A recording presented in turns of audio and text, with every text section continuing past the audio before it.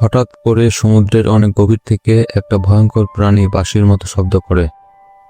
আর তখনই দেখা যায় তীরে থাকা পোষা কুকুরগুলো যেন কারো মন্ত্রে পড়ে সোজা দৌড়ে সমুদ্রের দিকে চলে যাচ্ছে।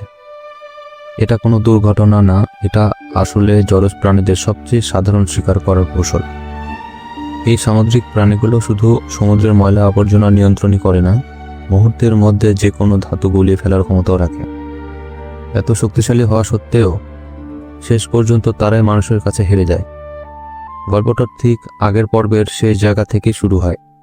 সামুদ্রিক জাতির একজন প্রতিনিধি সৈন্যদের ঘেরাও থেকে পালিয়ে যায়, কিন্তু সন্দেহ গিয়ে পড়ে তার সবচেয়ে কাছের মানব বন্ধুর উপর। বাইরে থেকে দেখলে মনে হয় সে নিরাপদে আছে, কিন্তু বাস্তবে তার জীবন একটা খোলা জেলের মতো। প্রতিদিন হুমকি আসে, খাবার আর পানীয় পর্যন্ত পরীক্ষা করা হয়, চারিদিকে সাধারণ নজরদারি, পুরো জীবনটাই অন্যদের নিয়ন্ত্রণে।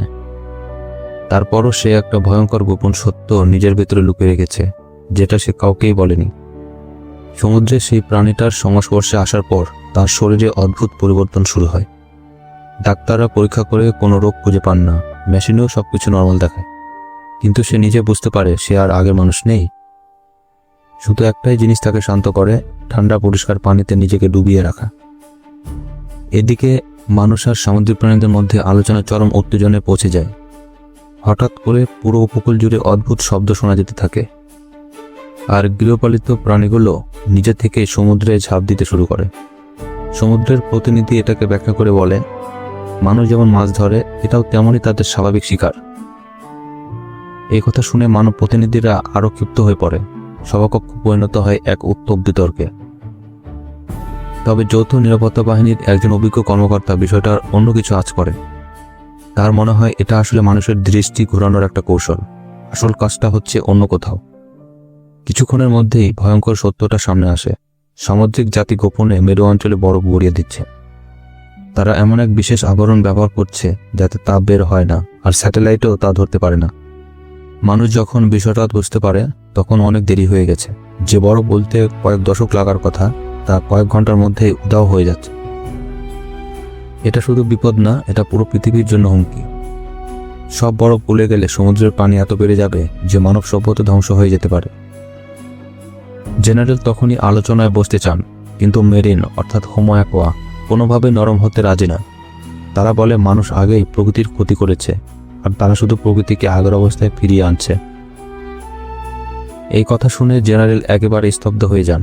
অ্যাকোয়া তখন চূড়ান্ত হুঁশিয়ারি দেয়, নির্দিষ্ট সময়ের মধ্যে সমুদ্র আর নদী পরিষ্কার না করলে তারা সব বরফ গলিয়ে দেবে, আর মানবতা ধ্বংস হয়ে যাবে।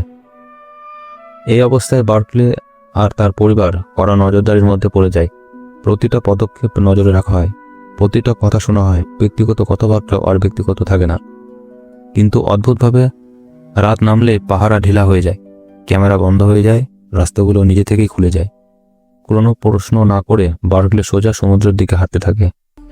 তার শরীর যেন সমুদ্রকে ডাকছে, আর তার মন চায় তার সামুদ্রিক বন্ধু সল্টকে আবার দেখতে। তো ডাকলেও কোনো সাড়া মেলে না। সে জানে না আন্তর্জাতিক ষড়যন্ত্র আর প্রযুক্তিগত বাধা সামুদ্রিক জাতির যোগাযোগ বন্ধ করে দিয়েছে। এদিকে হানা দেশের শীর্ষ নেতাদের সঙ্গে এক গোপন বৈঠকে বসে। সেখানে বারবার একটা শব্দ শোনা যায়, ক্ষতিপূরণ। কেট বুঝতে পারেন এটা কোনো টাকার হিসাব না।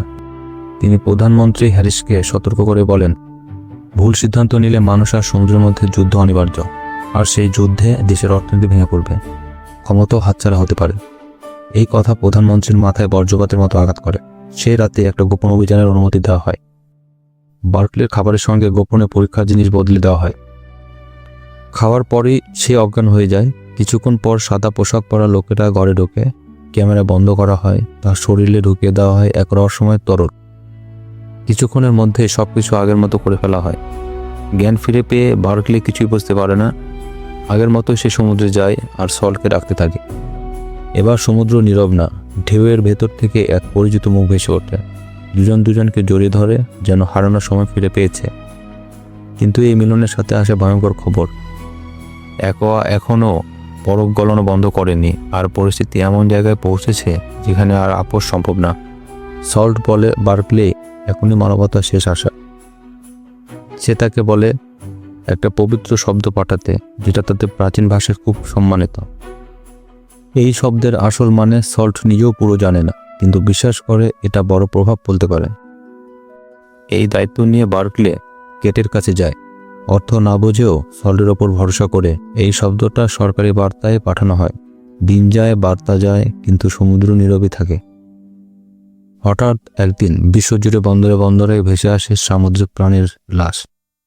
বন্দর বন্ধ হয়ে যায়, কেউ কিছু বুঝতে পারে না। পরীক্ষায় বের হয় ভয়ঙ্কর সত্য, একটা মারাত্মক ভাইরাস তাদের শ্বাস বন্ধ করে দিয়েছে। এটা প্রাকৃতিক না, এটা মানুষের তৈরি। এক নেটওয়ার্কে যুক্ত থাকার কারণে রোগটা দ্রুত ছড়িয়ে পড়ে। সামুদ্রিক জাতি বিলুপ্তির পথে চলে যায়। কেট তখন বুঝে যায় মানুষ কখনোই তাদের সমান মনে করেনি। তাদের চোখে ওরা শুধু হুমকি, আর হুমকি বাড়লেই ধ্বংস শুরু হয়। শেষ পর্যন্ত বার্কলে সমুদ্রে মিলিয়ে যায়। সে হয়ে ওঠে মানুষ আর সমুদ্রের মাঝে সেতু। গল্প এখানেই শেষ হয়, কিন্তু বার্তাটা পরিষ্কার। প্রকৃত বিজয় যুদ্ধ জেতা না, প্রকৃত বিজয় প্রকৃতির সঙ্গে মিলেমিশে বাঁচা।